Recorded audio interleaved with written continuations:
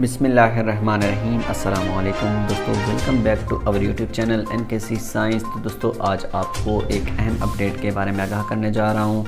जी हाँ दोस्तों, जिन्होंने HEC higher education commission jobs में जो EST की जॉब्स आई थी HEC के थ्रू bs-14 स्केल पे टीचिंग की जॉब्स के लिए जिन्होंने अप्लाई किया था कुछ दिन पहले, तो उनकी रोल नंबर स्लिप जो है इशू हो चुकी है। तो जिन्होंने अप्लाई किया था वो अपनी रोल नंबर स्लिप जो है जल्दी से डाउनलोड कर सकते हैं।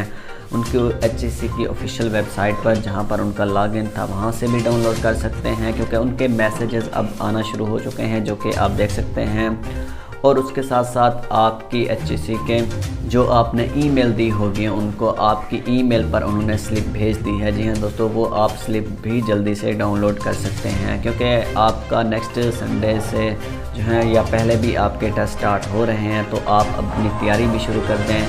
तैयारी के हवाले से मैं नेक्स्ट इंशाल्लाह वीडियो बनाऊँगा, तो आपने वीडियो ज़रूर देखनी है। तो मिलते हैं दोस्तों नेक्स्ट वीडियो में, तब तक के लिए खुदा हाफिज़, अस्सलाम वालेकुम।